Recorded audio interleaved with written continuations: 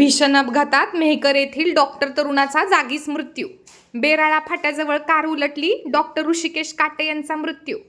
छत्रपती संभाजीनगर राष्ट्रीय महामार्गावर बेराळा फाट्याजवळ झालेल्या एका भीषण कार अपघातात मेहकर येथील प्रसिद्ध तरुण डॉक्टर ऋषिकेश काटे वय वर्षे 35 यांचा जागीच मृत्यू झाला आहे.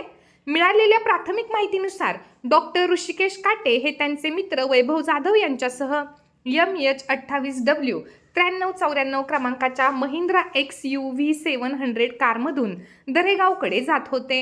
महामार्गावरील बेराळा फाटा येथील एका धोकादायक वळणावर त्यांची कार आली असता चालकाचे नियंत्रण सुटले आणि कार रस्त्याच्या कडेला पलटी झाली.